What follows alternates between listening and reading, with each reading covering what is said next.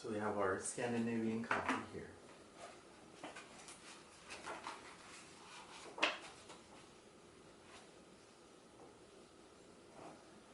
I'm the king of Salem, the old man had said. Why would a king be talking with a shepherd? The boy asked, awed and embarrassed. For several reasons. But let's say that the most important is that you have succeeded in discovering your personal legend. The boy didn't know what a person's personal legend was. It's what you have always wanted to accomplish. Everyone, when they are young, knows what their personal legend is. At that point in their lives, everything is clear and everything is possible. They are not afraid to dream and to yearn for everything they would like to see happen to them in their lives. But as time passes, a mysterious force begins to convince them that it will be impossible for them to realize their personal legend. None of what the old man was saying made much sense to the boy. But he wanted to know what the mysterious force was. The merchant's daughter would be impressed when he told her about that. It's a force that appears to be negative, but actually shows you how to realize your personal legend. It prepares your spirit and your will, because there is one great truth on this planet.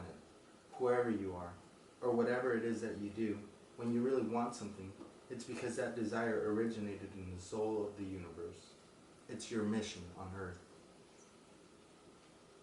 Even when all you want to do is travel, or marry the daughter of a textile merchant? Yes, or even search for treasure.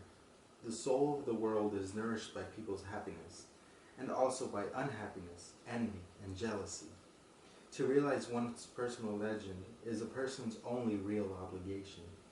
All things are one. And when you want something, all the universe conspires in helping you to achieve it. They were both silent for a time, observing the plaza and the townspeople. It was the old man who spoke first. Why do you tend a flock of sheep? Because I like to travel. The old man pointed to a baker standing in his shop window at one corner of the plaza. When he was a child, that man wanted to travel too, but he decided first to buy his bakery and put money aside. When he's an old man, he's going to spend a month in Africa. He never realized that people are capable, at any time in their lives, of doing what they dream of.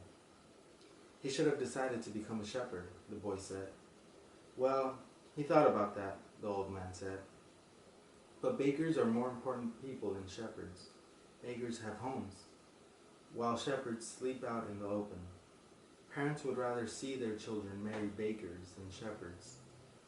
The boy felt a pang in his heart, thinking about the merchant's daughter. There was surely a baker in her town. The old man continued. In the long run, what people think about shepherds and bakers becomes more important for them than their own personal legends. The old man leafed through the book and fell to reading a page he came to. The boy waited, and then interrupted the old man just as he himself had been interrupted. "Why are you telling me all this?" "Because you are trying to realize your personal legend, and you are at the point where you're about to give it all up." "And that's when you always appear on the scene?" "Not always in this way, but I always appear in one form or another. Sometimes I appear in the form of a solution or a good idea. At other times, at a crucial moment, I make it easier for things to happen. There are other things I do too, but most of the time people don't realize I've done them." The old man related that the week before, he had been forced to appear before a miner and had taken the form of a stone. The miner had abandoned everything to go mining for emeralds. For 5 years, he had been working at a certain river and had examined hundreds of thousands of stones looking for an emerald.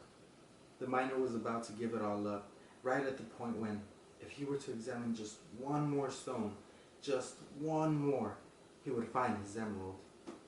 Since the miner had sacrificed everything to his personal legend, the old man decided to become involved. He transformed himself into a stone that rolled up to the miner's foot. The miner, with all the anger and frustration of his 5 fruitless years, picked up the stone and threw it aside. But he had thrown it with such force that it broke the stone it fell upon, and there, embedded in the broken stone, was the most beautiful emerald in the world. "People learn, early in their lives, what is their reason for being," said the old man, with a certain bitterness. "Maybe that's why they give up on it so early, too. But that's the way it is." The boy reminded the old man that he had said something about hidden treasure. "Treasure is uncovered by the force of flowing water, and it is buried by the same currents," said the old man. "If you want to learn about your own treasure, you will have to give me 1/10 of your flock." "What about 1/10 of my treasure?" The old man looked disappointed. "If you start out by promising what you don't even have yet, you'll lose your desire to work toward getting it." The boy told him that he had already promised to give 1/10 of his treasure to the gypsy. "Gypsies are expert at getting people to do that," sighed the old man. "In any case, it's good that you've learned that everything in life has its price. This is what the warriors of the light try to teach." The old man returned the book to the boy. "Tomorrow, at this same time, bring me 1/10 of your flock, and I will tell you how to find the hidden treasure. Good afternoon." And he vanished around the corner of the plaza.